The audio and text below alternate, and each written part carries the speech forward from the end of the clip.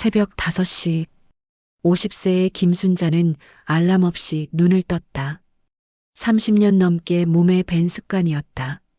작은 거울 앞에 서서 손목 안쪽의 나비 모양 점을 바라봤다. 태어날 때부터 있었다는 이 점만이 그녀의 유일한 정체성 단서였다. 서울 한남동 한승그룹 강태양 회장의 저택. 순자는 이곳에서 3년째 가사도우미로 일한다. 78세의 회장이 사는 이 집 사람들은 그녀를 거기 당신이라 부른다. 이름 없는 투명인간처럼. 아침 7시 회장 서재에 조식을 가져갔다. 강태양 회장은 순자의 손목을 유심히 바라봤다. 정확히는 그 나비점을. 순자가 손목을 만지자 회장은 화들짝 놀라며 시선을 거뒀다. 책상 위엔 아기 사진이 놓여 있었다. 회장 부인 서윤이는 차갑고 날카로웠다. 62세인 그녀는 아직도 청소를 못 끝냈어요? 라며 명품 향수 냄새를 남기고 지나갔다. 순자는 무릎 꿇고 마루를 닦으며 생각했다. 나는 왜 이렇게 살까? 하지만 이내 고개를 저었다. 감사해야 한다고 일할 수 있는 것만으로도. 회장의 47세 아들 민주는 오만했다. 청소는 나 없을 때 하라고 몇 번을 말해야 알아들어요?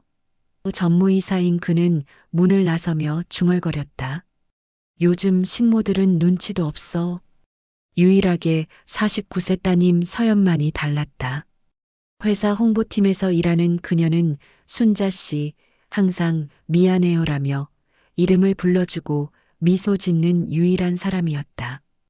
밤 10시 회장 서재에 야식을 가져갔다.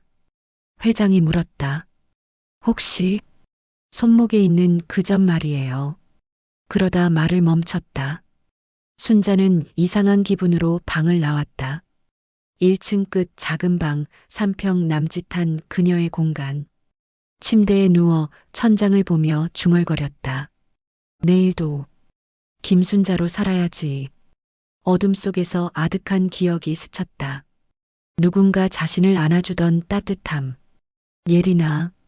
누군가 부르던 목소리. 하지만 그게 꿈인지 기억인지 알 수 없었다. 3일 후 아침. 순자는 평소처럼 청소를 하고 있었다. 그때 현관문이 급하게 열리며 민준이 뛰어들어왔다. 아버지가 사고 나셨어. 강태양 회장이 출근길에 교통사고를 당했다. 강남의 대형 병원 응급실. 순자는 다른 직원들과 함께 황급히 병원으로 향했다. 대량 출혈입니다. 즉시 수혈이 필요합니다. 의사의 다급한 목소리. RH-AB형입니다. 희귀혈액형이라 혈액 수급에 시간이 걸립니다. 저는요? 민준이 나섰지만 O형, 서연도 B형, 모두 맞지 않았다. 그때 순자가 조심스럽게 말했다. 제가 AB형입니다. 간호사가 황급히 순자를 검사실로 데려갔다. RH- 맞습니다. 바로 수혈 준비하겠습니다. 수혈이 진행됐다. 순자의 피가 서윤이에게 전해졌다. 수술은 성공적이었다. 하지만 이상한 일이 벌어졌다. 담당 의사가 회장을 조용히 불러냈다. 회장님, 이상한 점이 있습니다.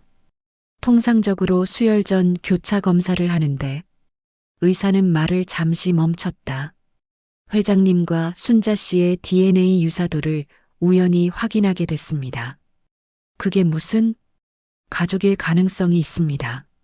정확한 검사가 필요합니다. 회장의 얼굴이 창백해졌다. 손이 떨렸다. 50년 전 사라진 딸, 손목의 나비점. 모든 것이 한순간에 연결됐다. 정밀 검사를 해주시오. 비밀로. 회장의 목소리가 떨렸다. 며칠 후 결과가 나왔다. 의사는 조심스럽게 봉투를 건넸다.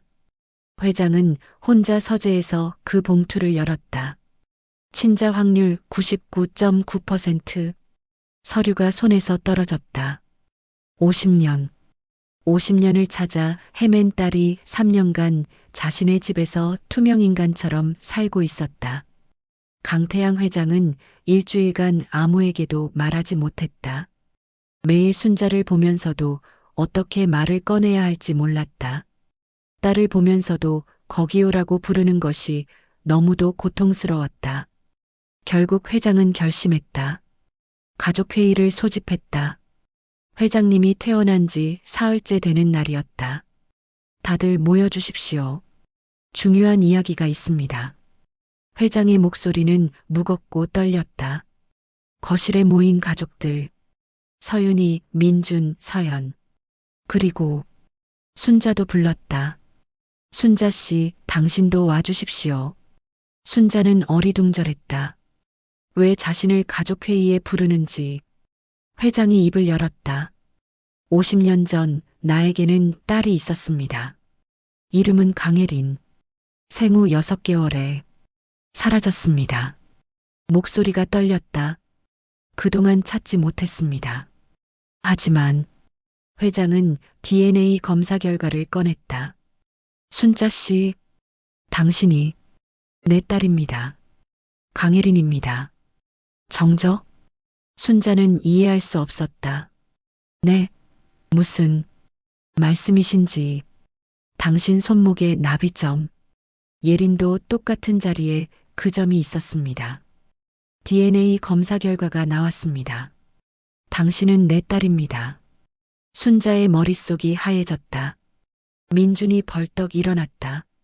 이게 무슨 터무니없는 소리입니까? 식모가 우리 누나라고? 서연은 순자를 바라봤다. 눈물이 고였다. 순자 씨, 아니, 언니. 서윤이는 창백한 얼굴로 아무 말도 하지 못했다. 50년 전의 비밀이 드러나는 순간이었다. 순자는 그 자리에 주저앉았다. 저는 김순자입니다. 보육원에서 자랐어요. 부모님이 누군지도 몰라요.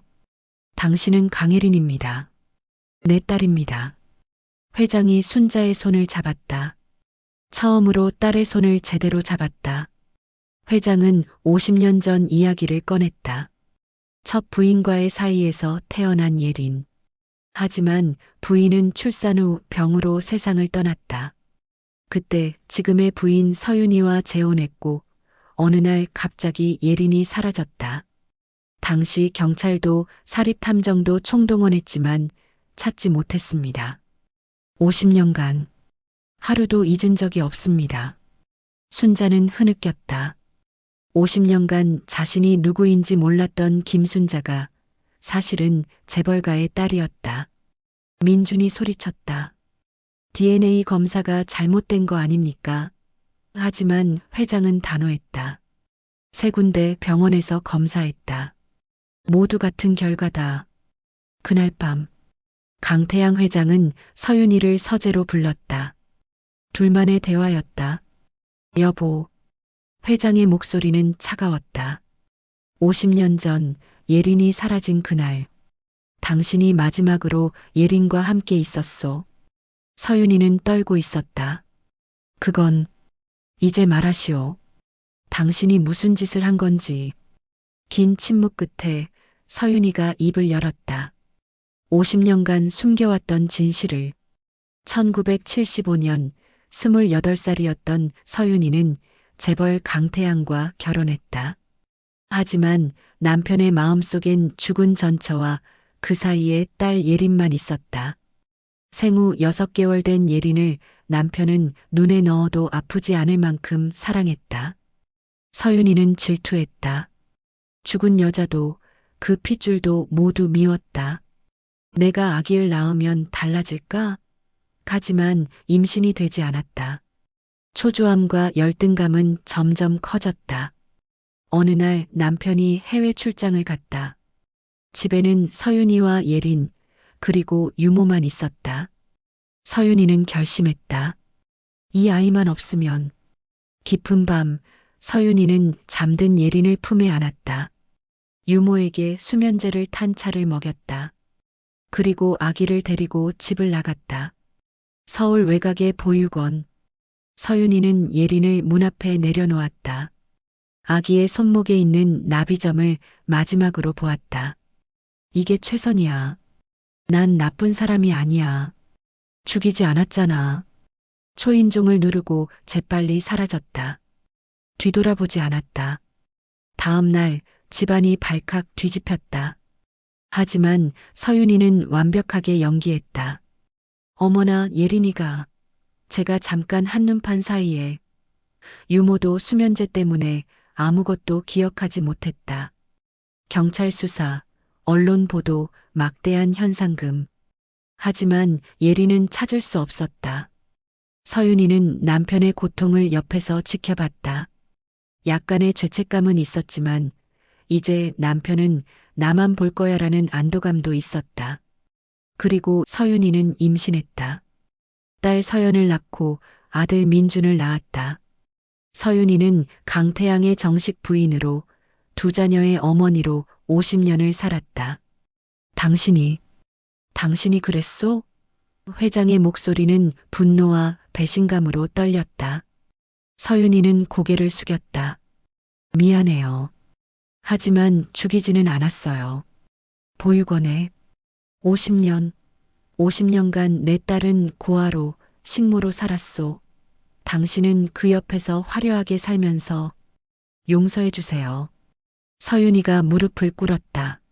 하지만 회장은 돌아섰다. 당신을 다시는 내 아내로 보지 않겠소. 법적 처리를 하겠소. 진실이 밝혀진 후 저택은 아수라장이 됐다. 민주는 격렬하게 반발했다. 아버지, 정신 차리세요. 어떻게 식모를 누나로 인정하십니까? 하지만 속내는 달랐다. 유산 상속이 달라진다. 내 몫이 줄어든다. 서연은 달랐다. 그녀는 순자의 방을 찾아갔다.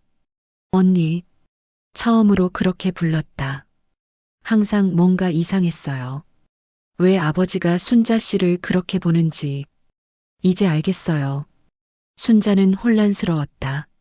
서연 아가씨, 저는 그냥 김순자예요. 50년을 그렇게 살았어요.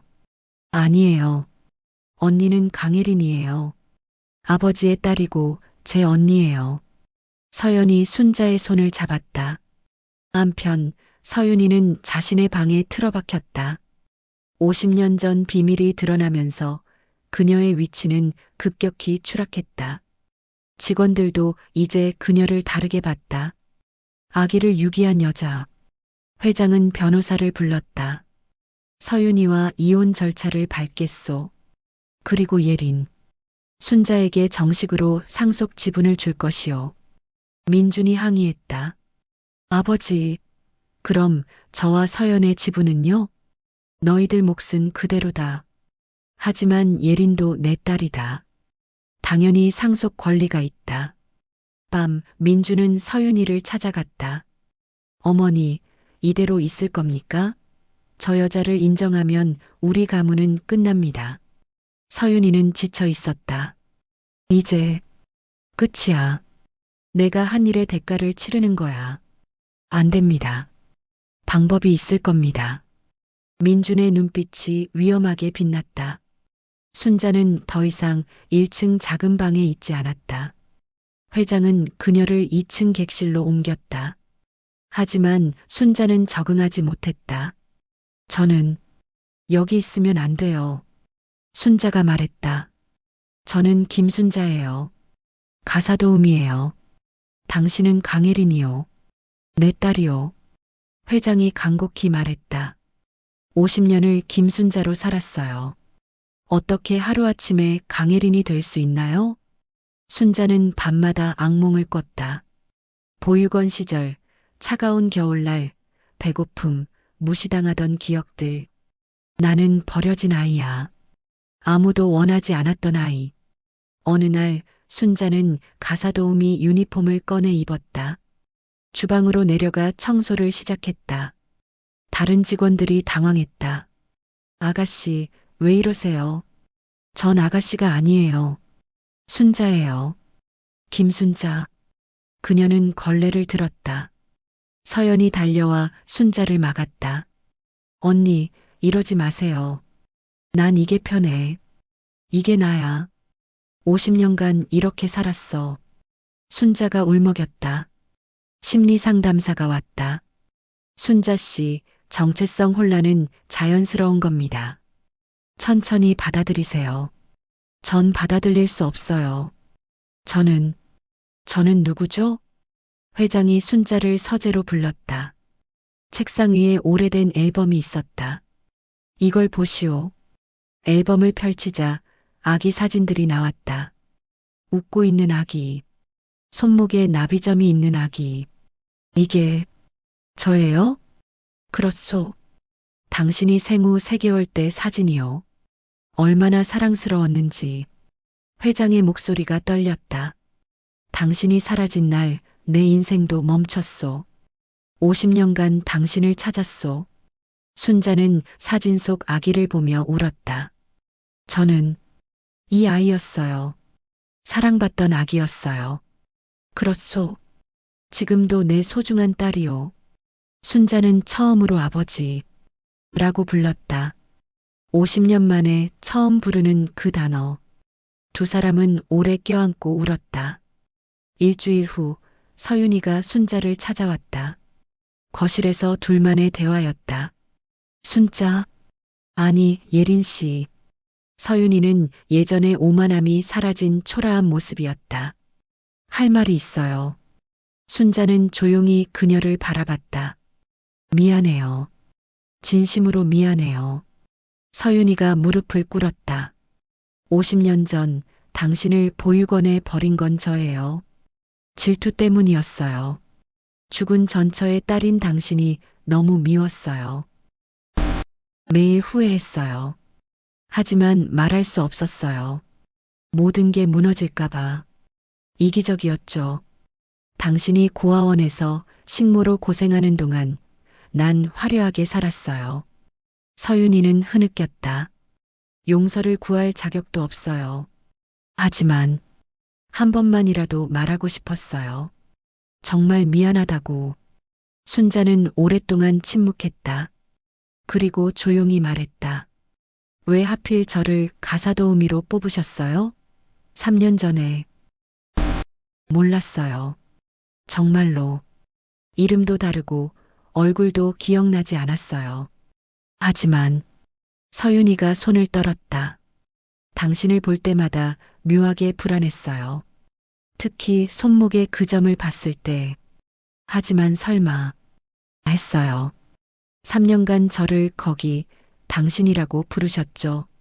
한 번도 이름을 불러주지 않으셨어요. 미안해요. 순자가 일어났다. 용서할 수 없어요.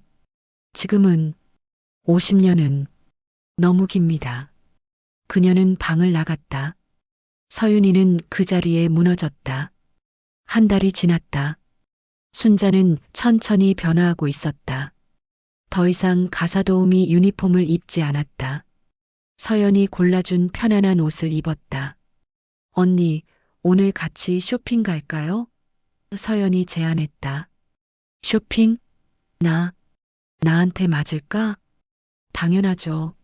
언니도 멋부릴 권리 있어요. 두 사람은 백화점에 갔다. 순자는 처음 경험하는 것 투성이었다. 고급 매장, 친절한 직원들, 거울 앞에 선 자신. 이게 나야? 새 옷을 입은 순자는 낯설지만 아름다웠다. 회장은 순자에게 제안했다. 회사에서 일해보지 않겠소? 물론 천천히 당신 속도에 맞춰서. 제가 회사 일을 할 수 있을까요? 당신은 내 딸이요. 당연히 할 수 있소. 순자는 한승그룹 사회 공헌팀에서 일하기 시작했다. 저소득층 지원 프로그램을 담당했다. 자신이 겪었던 고통을 아는 그녀는 누구보다 진심이었다. 이 일, 저한테 맞는 것 같아요. 순자가 처음으로 미소 지었다. 진짜 미소였다. 민주는 여전히 불편해했지만 점차 순자를 인정하기 시작했다. 서윤이는 이혼 후 조용히 저택을 떠났다. 어느 봄날 순자는 자신이 버려졌던 보육원을 찾아갔다. 50년 전 그 문 앞. 여기서 내 인생이 시작됐구나. 순자는 그곳에 오래 서 있었다. 슬프지만 감사한 마음이었다. 그때의 나를 견뎌줘서 고마워. 회장이 옆에 섰다. 예린아, 내 아버지. 이제 행복해도 되는 거요. 당신은 그럴 자격이 있어. 알아요. 이제 알 것 같아요. 순자. 아니, 예린이 미소 지었다. 저는 강예린이에요. 50년 늦었지만 이제 시작이에요. 두 사람은 나란히 걸었다. 봄바람이 불었다. 새로운 계절, 새로운 시작. 50년간 보이지 않던 사람, 김순자. 이제 그녀는 강예린으로 당당하게 세상을 향해 걸어간다. 늦어도 괜찮다. 인생은 언제든 다시 시작할 수 있다.